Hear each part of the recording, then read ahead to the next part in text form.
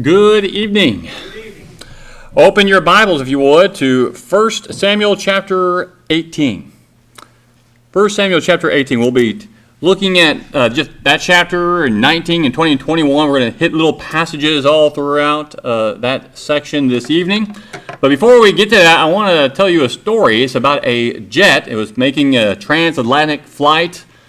And while it was up, the pilot came over the intercom and said, all those who are sitting on the left side of the plane, you may have noticed one of the engines have gone out. It's okay, don't worry. We'll still make it to our destination on time. We'll just be 15 minutes late. A few minutes later, he got back on the intercom and he said, everyone on the right, you may have noticed one of our engines has gone out on that side, but that's okay. We still have two more engines. We'll just be about 30 minutes late. And a few minutes later, he again got back on the intercom and said, our third engine, I just found out, has stopped working. We'll still make it on one engine. We'll just be about 45 minutes late. And then one of the other passengers leaned over to a fella and said, man, I hope that fourth one doesn't go out. We'll be up here all night. Now, the story, it makes a humorous joke, but if it really happened to us, that wouldn't be so funny if you were up there on that plane. When you're flying, your security literally depends on the functioning of those engines, the pilots, and so many other things. And so just as that sense of security is wrapped up in the proper functioning of all these things, so too in our life, our sense of security is often dependent on various factors that are happening to us. Maybe it's our job, it's our bank account, the stock market, our families, our health, our position in society. All these things can become those things that we look to for security in our lives. So if a person with a good job and a nice house and a loving family and the respect of all those around them, and they have all that they would ever need, why would they need, in their mind, God? Maybe they think they don't need God. And that is the problem. God wants us to find security in Him, right? All these other things are temporary, somewhat unreliable, but God's eternal. He's completely reliable. It's like whenever you injure your leg, you get crutches. And you use those crutches for a while till you get feeling better, but when you're better, you get off the crutches and you begin to walk on your own. When you want to ride a bike, a lot of times you start with training wheels. You put those on, but once you get to a point when you can ride the bike, you need to be rid of the training wheels. We need to learn certain things, like you learn how to love from your mom and dad. You learn how to properly deal with relationships from mom, dad, your siblings, and those around you. But after a time, you need to learn to do that on your own and grow up and mature. We see all throughout the Bible, generally we only ever look at it in the negative aspect. What I'm about ready to say. When we think about looking for our security in other things rather than in God, we know that Israel did that, right? They were sent off into captivity. While they were in captivity, they thought, well, we still have Jerusalem. They would pray toward the temple, but then Jerusalem was sacked, and the temple was destroyed. And they had nothing left. In the book of Ezekiel, he has that vision of the very dry bones, the valley of the very dry bones. And God's saying, essentially, that's where I wanted Israel. They had no more hope. There was nothing left. All they had left to do was to turn back to Him. He had removed every crutch that they had in life, that they used for security. And we can look at many other examples of things like that. But how often do we ever stop to think about those who are actually godly people doing the right thing, and God removes things from their lives, making it more difficult? That's what happens to David, right? That's what's going on here in these several chapters we're going to skim over this evening. And so, a little backstory of what's going on here. Saul's become jealous of David. David's already killed Goliath. They've had that chant. Saul's killed his thousands, but David his tens of thousands. And so Saul is becoming jealous of David. It's consuming him. So this kind of an ongoing civil war is happening within him. He's miserable. He's suspicious. He's angry. And we start here in chapter 18, 1 Samuel. Start there at verse 10. And we'll read verses 10 and 11. Now it came about on the next day that an evil spirit from God came mightily upon Saul, and he raved in the midst of the house while David was playing the harp with his hand, as usual. And a spear was in Saul's hand. Saul hurled the spear, for he thought, I will pin David to the wall. But David escaped from his presence twice. So imagine you're there, you're working for the king. Everything seems to be going well. You're playing your harp or your instrument in order to calm him. And while you're doing this spear zooms right by you into the wall. How scary would that be? The king wants you dead. And so he runs. And so David, doing what he can to lighten the king's dark spirits, but all of a sudden there's that sharp, pointy spear coming at him. And so why would this happen? And the interesting thing happens there in verse 12. It says, now Saul was afraid of David. And usually we don't think about that. When we see someone angry, we just think about how angry they are or whatnot. But here we get an insight that he's afraid of David. He knows David's going to be the next king. He knows it's not going to go to one of his sons. He wants to kill him. He knows that's God's will, and yet he's fighting against it. And a lot of times when we find ourselves being lambasted from those who are out there against the Christianity because they don't like what we believe, because we don't believe that homosexuality is a good lifestyle. We don't believe children should be taught to change their gender or anything crazy like that. But they are actually afraid of us because we are, in our own lives, by the way we live, are a living judgment against them. And so here in our story, we know, again, David had done nothing wrong. He is the model of humility, dependability, and integrity. He had done everything right, but none of that mattered because King Saul was tormented, as we're told, by this evil spirit that was, he was not out of control, but he just didn't want Saul or David to live. It had to have been a terrifying experience for him, especially since he had done nothing to receive this kind of treatment. And surprisingly, that wasn't enough to scare him off. He continued to serve Saul and fight against Saul's enemies, both external and internal. And in blind fury, Saul even orders both Jonathan and the rest of his men to go and murder David. Look down in chapter 19. Turn over there, verses 1 through 6. Now Saul told Jonathan his son and all his servants to put David to death. But Jonathan, Saul's son, greatly delighted in David.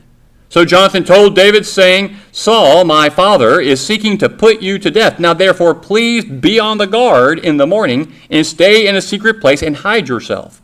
I will go out and stand beside my father in the field where you are, and I will speak with my father about you. If I find out anything, then I will tell you. Then Jonathan spoke well of David to Saul his father, and said to him, do not let the king sin against his servant David, since he has not sinned against you, and since his deeds have been very beneficial to you. For he took his life in his hand and struck the Philistine, and the Lord brought about a great deliverance for all Israel. You saw it and rejoiced. Why then will you sin against innocent blood by putting David to death without cause? Saul listened to the voice of Jonathan, and Saul vowed, as the Lord lives, he shall not be put to death. Kill him twice with a spear at this point, and then he tried to have Jonathan and others murder him. But now he's making a vow. I will not do it. He shall, as the Lord lives, it'll never happen. But a few verses later, drop down to verses 9 and 10. Now there was an evil spirit from the Lord on Saul, and he was sitting in his house with his spear in his hand, and David was playing the harp with his hand. You just know David was probably sitting there staring at that spear, right? And then Saul tried to pin David to the wall with a spear, but he slipped out of Saul's presence so that it struck the spear into the wall. And David fled and escaped that night. Escaped that night. And that's going to be pretty much the theme of David's life from then on for a long while, won't it? It's all about just escaping and getting away, one step ahead of death, as he's going to put it to Jonathan here in just a few chapters. So I want us to notice how God works with David. He's removing things from his life.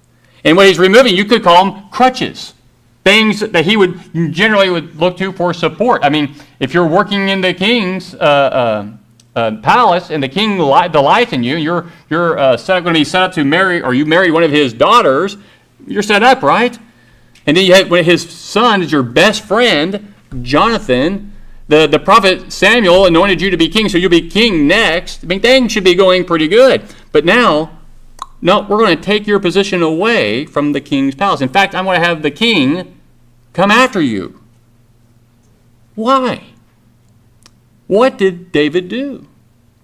Do we ever see David complain and cry out to God, why are you doing this to me? We don't see that. And we'll talk about that here in a little bit. So he loses his position. He was brought into the army. He was a soldier, proved himself to be faithful, even heroic. But now all that is gone. He'll never again serve in Saul's army. So he flees. And he goes home to his wife, Saul's daughter. We haven't mentioned her, but let's take a few steps back. You may remember that Saul promised to give his daughter in marriage to whoever would slay Goliath. He reneged on that and gave his other daughter to another man. But then he discovered that one of his other daughters was in love with David, and David saw it was a way to, Saul saw it was a way to bring David into his family and even bring about possibly his demise. So he used his daughter as a pawn, asking David to pay a dowry for her. Required him, if you want to marry her, you got to go kill 100 Philistines, thinking he would go out and die and that'd be the end of it. But he goes out and he kills 200 Philistines. So it backfired on Saul, and he doesn't like David even more. So that's the backstory. And as David fled from Saul's presence, he goes home to his wife, verses 11 and 12. Saul sent messengers to David's house to watch him in order to put him to death in the morning. But Michal, David's wife, told him, saying, if you do not save your life tonight, tomorrow you will be put to death. So Michal let David down through a window, and he went out and fled and escaped. So he becomes a fugitive. His wife even deceives her father to aid in his escape, verses 13 through 17. She took the household idol and laid it on the bed and put a quilt of goat's hair on its head and covered it with clothes. When Saul sent messengers to take David, she said, he is sick. Then Saul sent messengers to see David, saying, bring him up to me on his bed, that I may put him to death. When the messengers entered, behold, the household idol was on the bed with the quilt of goat's hair on its head. So Saul said to Michal, why have you deceived me like this, and let my enemy go, so that he has escaped? And she said to Saul, he said to me, let me go. Why should I put you to death? So she lies to her father, giving you the idea that he had threatened to kill her. So now David's wife deliberately walks away from him, never again will those two ever live in harmony again. Her lie didn't help David in his situation. It only deepened Saul's anger against him. So now another crutch, something that he could rely on, removed from his life. There goes his wife. And as you might expect, you thought, well, man, after everything else, where is he going to go? He's going to go to Samuel, the man who anointed him to replace Saul. So we go down to verse 18. He fled and escaped and came to Samuel at Ramah and told him all that Saul had done to him. And he and Samuel went and stayed in Naioth, which is a little place up north of there. It's probably, maybe it was a good place to go hide. But Saul had heard about that he was down there hiding, so he sent some men down there, verses 19 through 24. And that's the one where the men, when they get to the area, as soon as they get there, they begin to prophesy. And so Saul sent some more men, and they began to prophesy. He sent some more men, and it happened again. So Saul finally went. And when he came close to the area, he too took off his outer robe and lay down and began to prophesy. I mean, the message is pretty clear. You're barking up the wrong tree, Saul. Back off. But he won't. He won't. Even though he knows God had David anointed, God is with him. He's even given him a sign that, no, you're not going to come take David, but he's going to keep trying to come and get him.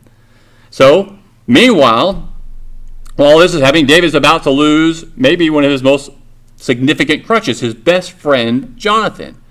We see David is losing all the support and all the things that he used to lean on, but we notice his emotional, his stability is kind of eroding. He's getting stressed. We're going to see that here. Go over to chapter 20, verse 1, and notice some of the things he says. David fled from Naioth in Ramah and came and said to Jonathan, "What have I done? What is my iniquity? And what is my sin before your father that he is seeking my life?" He said to him, "Far from it, you shall not die. Behold, my father does nothing, either great or small, without disclosing it to me. So why should my father hide this thing from me? It is not so." Yet David vowed again, verse 3, saying, "Your father knows well that I have found favor in your sight." And he has said, "Do not let Jonathan know this, or he will be grieved. But truly, as the Lord lives and as your soul lives, there is hardly a step between me and death." And that is true. How many times did Saul try to pin him to the wall with a spear? And how many times he had him dead. And that has been his life so far. And he doesn't see any way out of this at this point. He continues to run and run and run. So here, God is taking all these things out of his life. Why? Why do you think that is? Why would he allow that to happen? David knew he's just a breath away from death. So the two of them, him and Jonathan, they come up with a plan to determine Saul's real intentions. I'm surprised Jonathan did not think that his father wouldn't try to actually kill him, considering everything that's happened, and even he had an order to have him murdered once by Jonathan in the past. So they come up with a plan. It's carried out, and Jonathan asks his father, verses 30. Verse 30 to 33. Saul's anger burned against Jonathan, and he said to him, "You son of a perverse, rebellious woman, do I not know that you are choosing the son, Jesse, to your own shame and to the shame of your mother's nakedness? For as long as the son of Jesse lives on the earth, neither you nor your kingdom will be established. Therefore now send and bring him to me, for he must surely die." But Jonathan answered Saul his father and said to him, "Why should he be put to death? What has he done?" Then Saul hurled his spear at him to strike him down. So Jonathan knew that his father had decided to put David to death. And he comes to grips with that truth, and he goes to David and lets him know that in verse 42, Jonathan said to David, "Go in safety, inasmuch as we have sworn to each other in the name of the Lord, saying, the Lord will be between me and you, and between my descendants and your descendants forever." Then he rose and departed, while Jonathan went into the city. And that ends it. He is not going to see his friend again. So Jonathan goes in one way, David in the other. Don't you find it ironic that two of Saul's children, Jonathan and Michal, both sought to protect David, who was destined to take over the throne from their father? They were more loyal to David than Saul, their own father. But there's still one crutch left. After a brief stop at Nod, where David talks to Abimelech, the priest, remember that? He goes there to get bread for him and his men. He gives Goliath's sword. The Bible tells us in chapter 21, verse 10, David arose and fled that day from Saul and went to Achish, king of Gath. Achish, king of Gath. So it's not unheard of that an outlaw would go to some neutral place or some other person outside of who's after them to try to seek some safety or refuge. But to go to Achish, the king of Gath, that Gath is where Goliath is from. This is the seat of the Philistines, whom David has killed tens of thousands of these people, of all the places. Why there? But he goes there, Maybe he's thinking that, this is the last place Saul would ever look to try to find him. But he knew that, he'd be safe from Saul there. So down in verses 11 through 13, the servants of Achish said to him, "Is this not David, the king of the land? Did they not sing of this one as they danced, saying, Saul has slain his thousands and David his 10,000s? David took these words to heart and greatly feared Achish, king of Gath. So he disguised his sanity before them and acted insanely in their hands and scribbled on the doors of the gate and let his saliva run down his beard." So he goes to his enemies, whom respected him. They didn't like him, but they respected him, and acted like an insane guy. What do you think they thought when they saw that? Now we know that back then that it was considered taboo for them to touch a man like that who was insane. They believed, they had this superstition that the gods had cursed them, and so they can't hurt or try to help that person because then that curse may come upon them. So that's why that's why David did that, knowing they would leave him alone. But now they're probably looking at him and thinking, "Oh man, look at David now. Not so mighty, not so great now. Look at him." I'm sure they hurled insults at him, probably spit on him. I mean, this is the man who was killing their friends, killed Goliath, hurt their nation. And what kind of self-respect do you think he had after that? I mean, that's really humbling yourself. He's losing all these things that he had built up in his life that God had given him. Now they're all gone. Now we look at him. What does he have? What does he have? God. Maybe God could see something in his future because God knows everything. And he knew if David stayed in the situation he was in, left the way it was, he was going to become arrogant. Maybe like Saul. So he took all these things away so that he would continue to rely on God. He had been stripped of all the support in his life. He had that high position, lost it.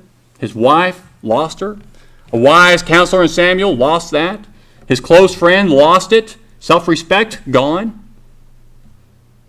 Can we relate to any of that?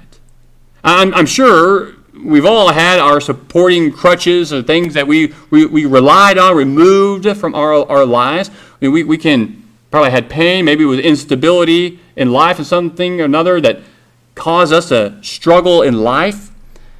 So what should we do about all this? We ultimately should do the same thing whether the times are good, right, or when times are bad. Should we put our trust in the Lord and lean on him, or should we continue to try to lean on the things of this world? There's nothing wrong with leaning as long as we are leaning on the Lord.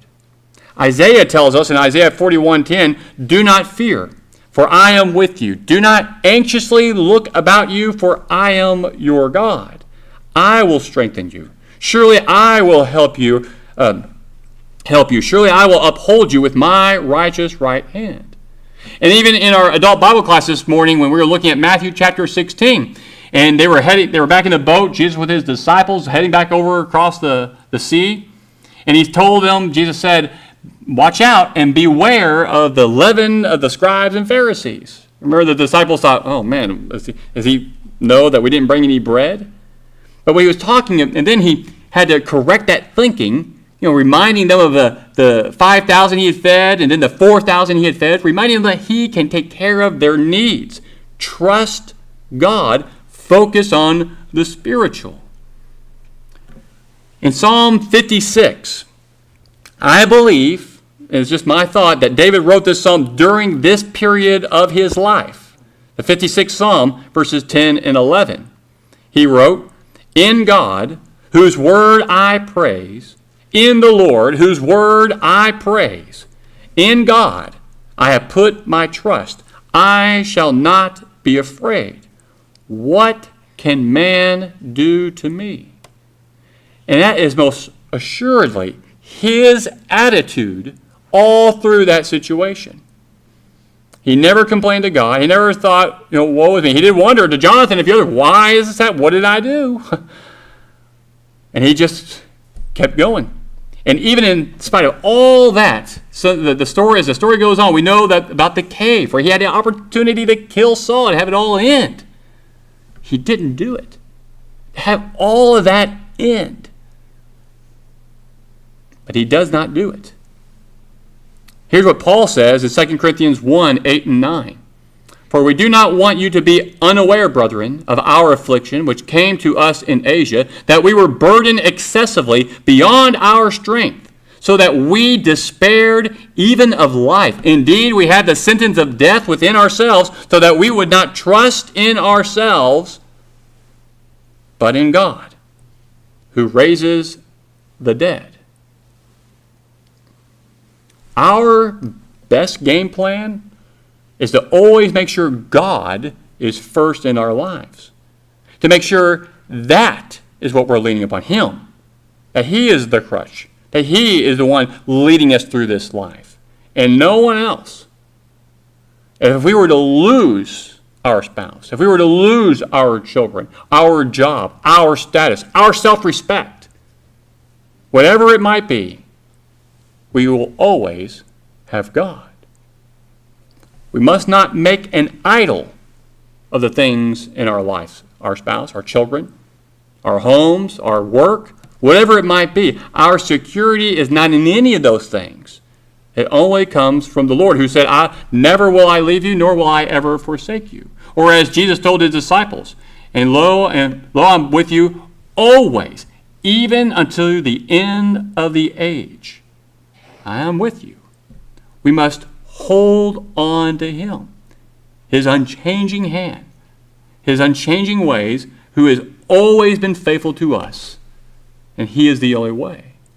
And we live in a world where it doesn't seem like everything's falling apart. In fact, Theo was telling me a story. He's told several of us about there's those Palestinian flag-toting folks down at Desert Ridge trying to stop traffic. What would you do if you found yourself in a situation like that? You get angry and try to run them over? I would say a prayer. My first prayer would be for my patience, because I would need that. And I'm honest, it angers me.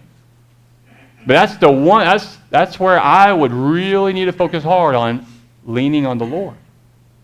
And we look out at our economics. We look out at all the wars. We're looking at what's happening all around the world. And we always wonder, and we get to this point thinking it's all lost. There's no hope. But God is still in control. Remember, Isaiah felt that same way in Isaiah chapter 6, and God showed him that vision that God is still on the throne. He's still on the throne. And there is always hope. I don't worry. I believe our best days are ahead of us. Will that happen? I don't know. But God's in control. If He decides we need to go through more of this, so be it. Perhaps we need it. Whatever it is, I want to act just like David did and trust in Him and not break any laws or do anything I should not do, and trust in the Lord. He knows what He's doing. I don't. I'm going to follow His lead. Let's be like David, had a heart for God and trust in the Lord. Let's think about that